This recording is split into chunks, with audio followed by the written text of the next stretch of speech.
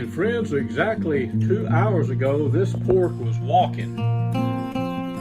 I'm back home and we're gonna make some guisado.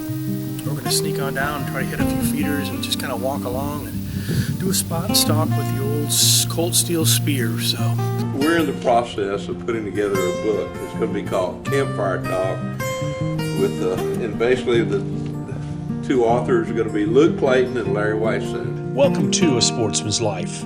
We're so glad you tuned in to join us for another exciting real-world outdoor adventure right here on A Sportsman's Life.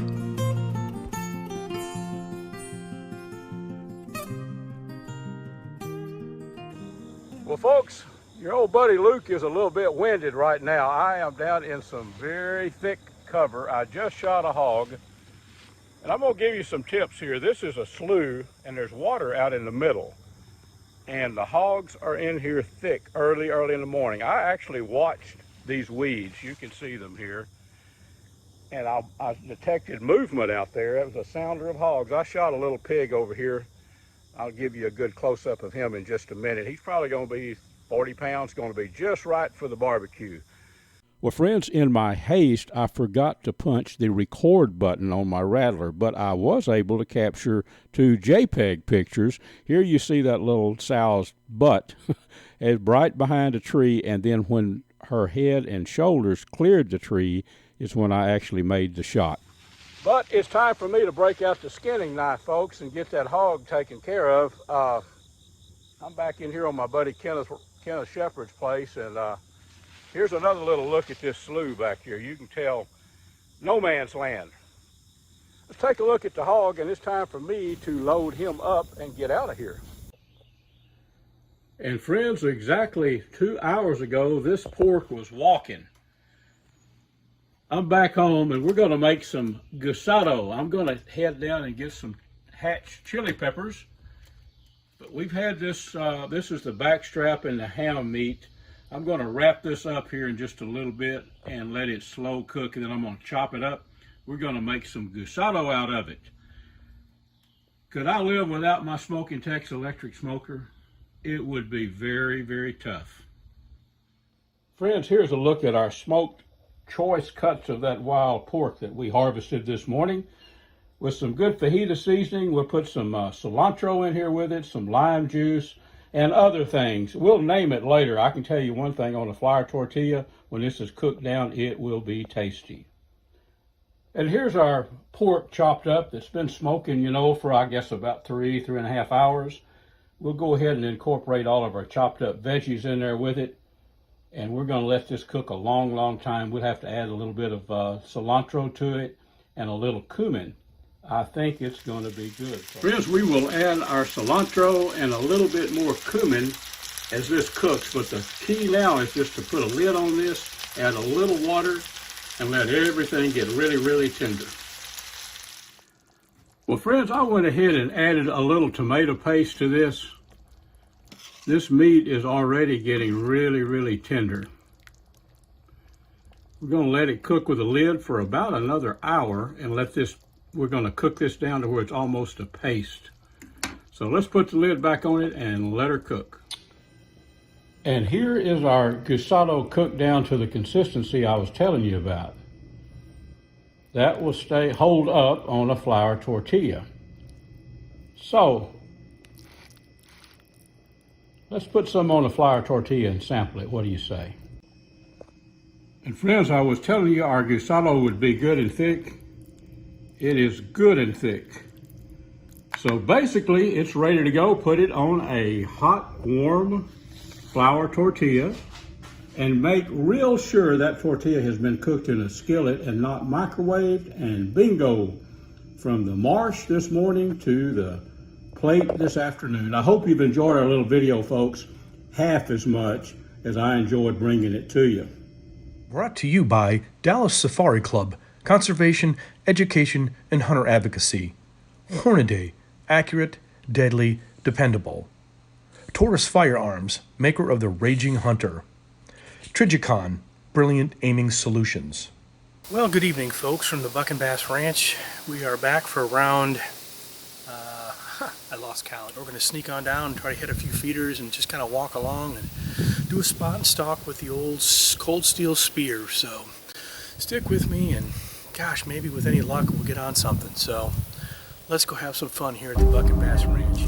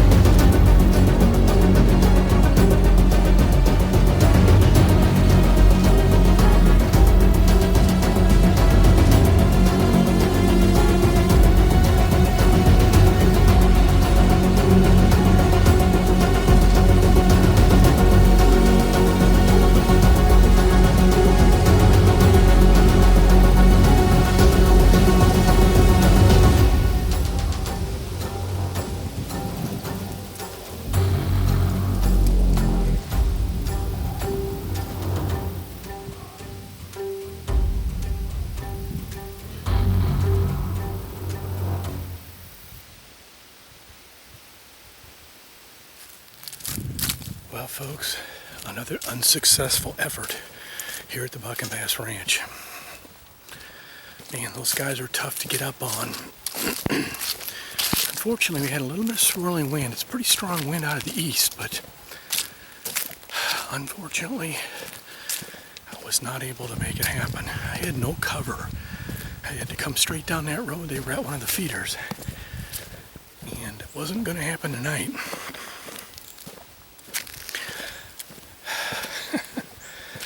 We're going to keep with it, though. It's a tough way to get a hog, but it's a very rewarding way to get a hog. Oh well. Never give up, as they say, never give up. I can't tell you how many times I've been wandering out here without a spear and walked right up on them. And geez, if I had a spear, that'd have been a done deal. But then to add the video on top of it, very difficult thing to do, folks. So if you think it's easy, give it a try. You'll see. Not so easy. All right, until next time. So long from the Buck and Bass Ranch. Darn it. A Sportsman's Life is also brought to you by Mossberg, American built, American strong. The YO Steakhouse. Catch and Release Apparel. AGM Global Vision, your go-to for thermal hunting scopes and spotters. Pyramid Air, your one-stop shop for everything air guns.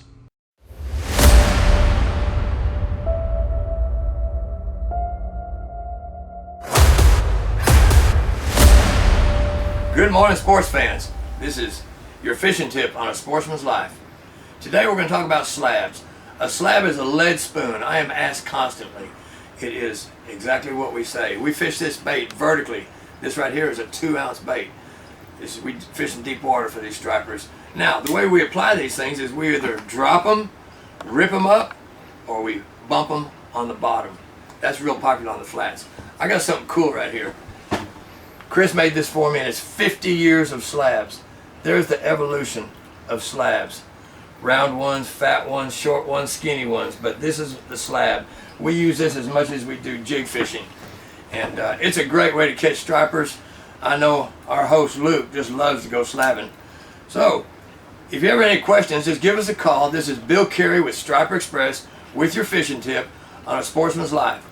Go catch a fish.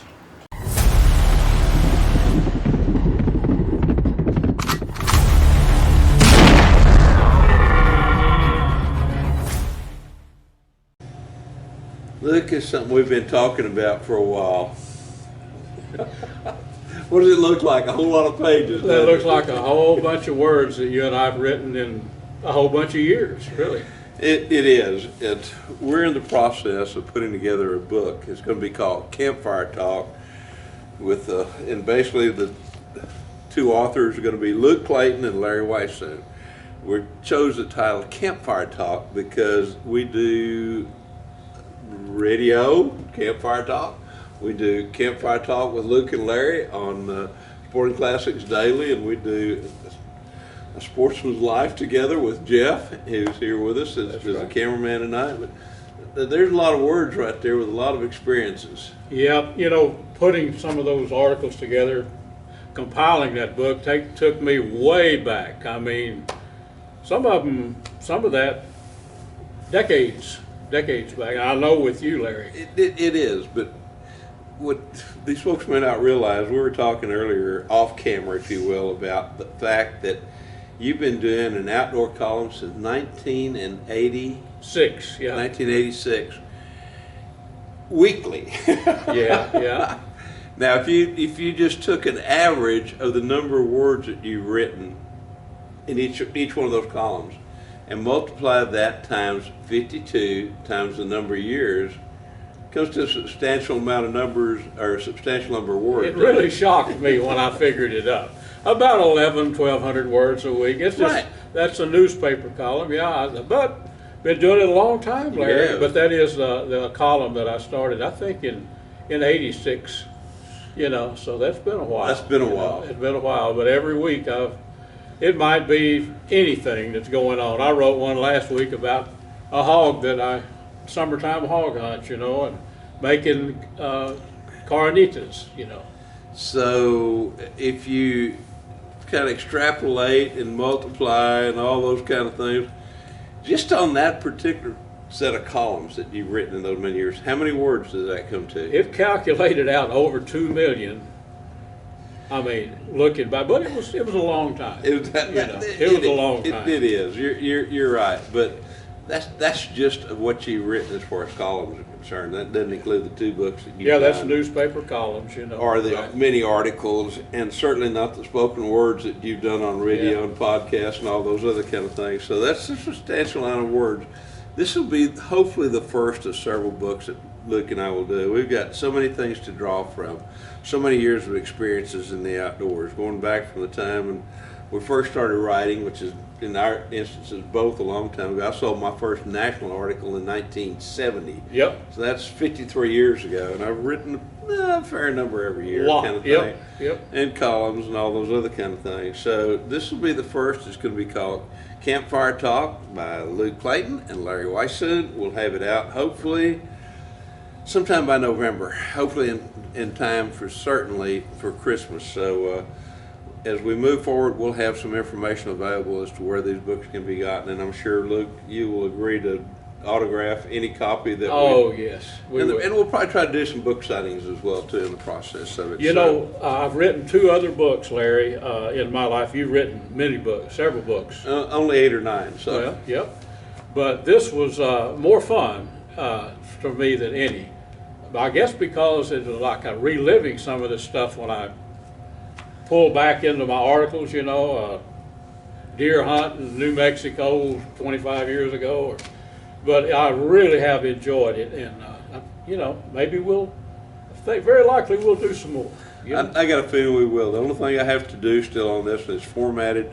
We're getting ready to send it to Hill Printing, and a dear friend of ours, Jim Zumbo, is going to write the foreword. So I've got to do the table of contents, which we just finished. Yeah. We just laid them on the table. So okay, this one pairs with this one, with this one, this one, and down the line.